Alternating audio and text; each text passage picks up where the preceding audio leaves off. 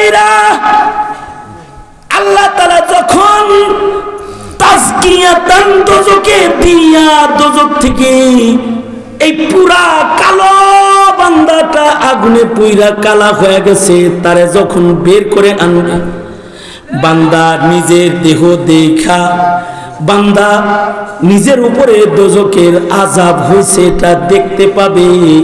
শুধু তার সুন্দর ইমানের কারণে আল্লাহ তাআলা তাকে বদআমলির সাজা দোজখে দিছে, কিন্তু তারে কষ্ট পাইতে দেয় নাই। আল্লাহ তাআলা জান্নাতের পানির দ্বারায় তাকে গোসল করাবে, আবে হায়াতের পানির দ্বারায় গোসল করায় দিবে। কালো চামড়া পয়রা সুন্দর চামড়া শুভ্র সুন্দর জান্নাতি যুবক যুবতীর আকৃতি বান্দার হবে।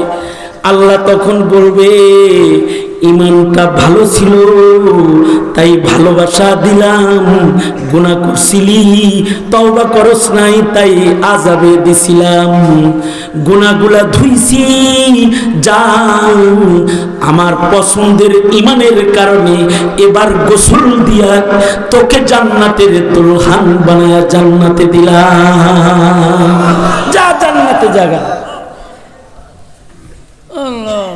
এইগুলো কিছু মায়া মমতা, এরা যাদের ইমানের বুঝ আছে তাদেরকে আল্লাহ দিবে, কিন্তু ইমানের সাথে ওয়া আমিলুস সালিহাত যারা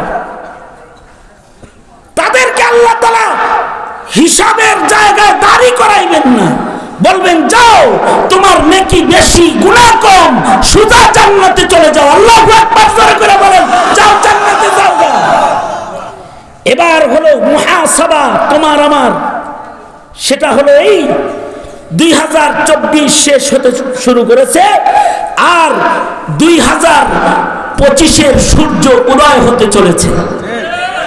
365 দিনের একটি বছর গত হচ্ছে, আরেকটি বছর আগমন করছে। এই বছরের মুহাসাবা আছে, খুব আনন্দ উল্লাস। যেই পরিমাণ খালি আতশবাজি কিনবে আর রং আর তুলি ব্যবহার করবে রাজপথে, হ্যাপি নিউ ইয়ার 2025। হ্যাঁ, আপনাদের শেরপুরে মনে হয় এগুলো নাই? আছে আতশবাজি আছে? কি জন্য আতশবাজি ফুটাবা? কি জন্য লিখবা? খুশিতে?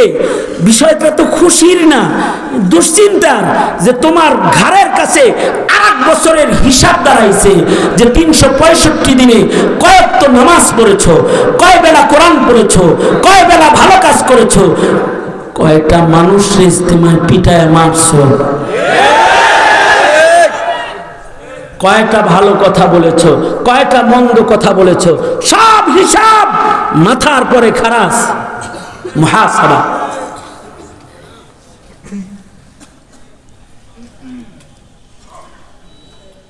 হাসানুল বসরি قال الحسن, হাসানুল বসরি রাহমাতুল্লাহি আলাইহি বলেছেন এই উম্মতকে আল্লাহ তাআলা আশ্চর্য দুইটা জিনিস দান করেছে। একটা হলো নিয়ত আর একটা হলো তওবা। কি বললাম? নিয়ত আর একটা হলো তওবা। নিয়ত এটা এমন আশ্চর্য জিনিস, নিয়তের মাধ্যমে আমল করা ছাড়াও আমলের নেকি আমল নামায় এক পর্ব চইলা যায়। অর্থাৎ 2025 শুরু হচ্ছে, যদি কেউ নিয়ত করে 2025 হবে আমার ইসলাম কায়েমের বছর, 2025 হবে আমার জালিমের জিন্দানখানা থেকে মুক্তির বছর, 2025 হবে নাস্তিক আর মুরতাদ আর বেঈমান থেকে সতর্ক হওয়ার বছর, 2025 হবে শাহজালালের ভূমিকে ইমানের শাসন কায়েম করার বছর। 2025 হবে আমার তাকবীরে উলার 5 ওয়াক্ত নামাজ আদায় করার বছর। 2025 হবে আইয়ামে বীজের 3 রোজা, সপ্তাহের 2 রোজা, নফল রোজায় সুসজ্জিত করার বছর। 2025 হবে প্রতি শুক্রবারে একটি করে খতমের তোহফা নিয়ে মসজিদে যাওয়ার বছর।